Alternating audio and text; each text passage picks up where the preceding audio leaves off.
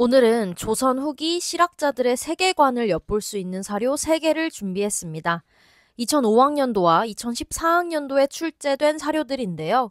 2005학년도에는 가 이익의 성호사설, 나 홍대용의 의산문답, 다 정약용의 여유당전서 순서로 3개의 사료가 나왔는데 그중 나 홍대용 사료는 2014학년도에 단독 출제된 사료에 그 내용이 똑같이 포함되어 있어서 가, 다, 그리고 2014학년도 문제 순서로 해석 진행해 보겠습니다. 또 두 문제 모두 이 실학자들의 세계관을 물었기 때문에 이들의 세계관에 주목하면서 함께 읽어나가시면 좋겠습니다. 들어가기에 앞서 실학의 등장 배경을 한번 짚고 갈게요. 병자호란과 명예 멸망 이후 조선 사회가 더 이상 성리학과 화이론만으로는 해석할 수 없는 변화에 직면했다고 생각한 이들이 성리학에서 벗어나 다양한 사상을 모색하고 현실 문제를 해결하고자 하였는데요. 이를 실학이라고 부르고 대표적으로 근기 남인 계열, 노론 계열의 북학파, 소론 실학파 등이 있습니다.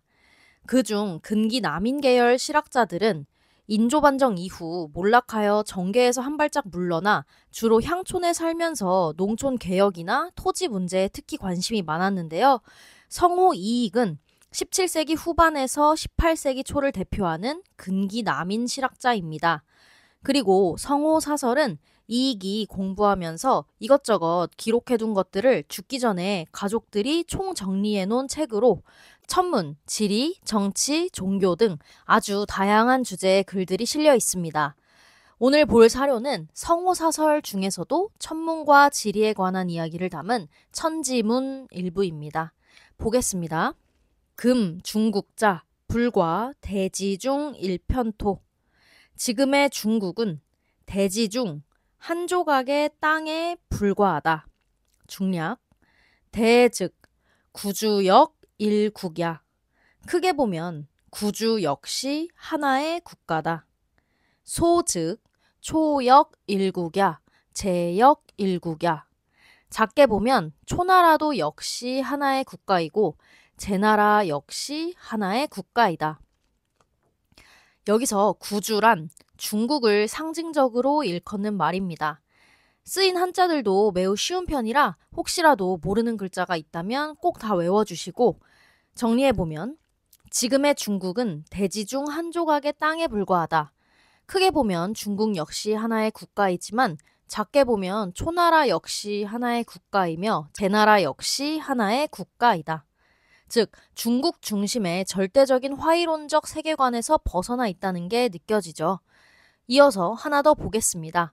이번 사료는 정약용의 여유당전서 일부입니다. 정약용은 근기 남인 계열의 실학자이지만 그에 더해 북학파와 서학으로부터 받은 영향까지 모두 총정리하여 실학을 집대성한 인물로 평가를 받습니다. 여유당전서는 조선학 운동의 일환으로 안재홍, 정인보 등이 1934년에서 1938년에 걸쳐 정약용의 저수를 정리해 묶은 문집입니다. 보겠습니다. 성인지법 2. 중국 2. 이적, 즉 이적지. 성인의 법은 중국이면서 오랑캐이면 곧 오랑캐이고 이적이 중국, 즉 중국지, 중국 여 이적. 오랑캐이면서 중국이면 곧 중국이다.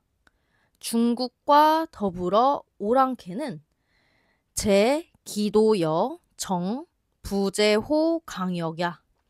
있다. 그 도와 더불어 정치에. 있지 않다. 강역에. 자연스럽게 의역을 해보면 성인의 법은 중국이면서도 오랑캐처럼 행동하면 곧 오랑캐인 것이고 오랑캐이면서도 중국과 같이 행동하면 중국인 것이다. 중국인이 오랑캐인이 하는 것은 도의와 정치에 달려있는 것이지 강역에 달려있는 것은 아니다. 약간 옹정제의 대의강미록이 생각나지 않나요? 중화와 오랑캐의 구분은 그 강역에 상관없이 도의와 정치를 제대로 하느냐 안 하느냐에 달려있다는 것이 내용의 초점입니다.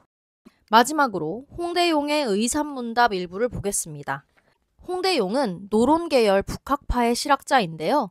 노론계 학자들은 근기 남인 실학자들과는 달리 도시에 살면서 청을 방문한 경험이 있어서 청의 선진 학문을 받아들이는 일이나 상공업을 진흥시키는 일 등에 특히 관심이 있었습니다.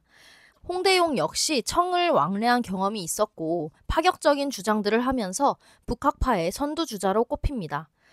그중 의산문답은 실옹과 허자라는 두 인물의 문답 형식을 통해 지금까지 믿어온 고정관념을 타파하는 서술 방식을 보였는데요. 특히 여기서는 지전설을 주장하였습니다. 바로 보겠습니다. 허자왈, 고인, 운, 천원이, 지방, 금, 부자언, 지체정원, 하야. 허자가 말하기를 옛 사람들이 이르길 하늘은 둥글고 그리고 땅은 모났다 라고 하였습니다. 지금 부자가 말씀하시길 땅의 형체는 정직하게 둥글다 라고 하니 무슨 말입니까? 실옹왈, 심의, 인지 난효야, 만물지 성형, 유원이 무방, 황어지호. 실옹이 말하기를 심하다. 사람이 깨닫기에는 어려운 것이다. 만물이 형체에는 모두 둥구름이 있고 모난 것은 없으니 하물며 땅이랴. 중략. 여기서 허자는 허자가 빌허자잖아요. 즉 비어있는 뭔가 모자란 느낌이죠. 따라서 당시 홍대용 입장에서는 편견으로 가득했던 조선의 지식인들을 빗대어 표현한 것이 이 허자이고, 여기서 실옹은 열매 실자를 통해서 현실적이고 알맹이가 차 있는 느낌 딱 오죠. 즉 자기 자신을 대변하는 가상의 인물인 것입니다. 또 첫 번째 줄의 부자는 아버지와 아들이 아니라 스승이 될 만한 사람을 높여 부르는 말로 앞에 실옹을 가리키는 말입니다.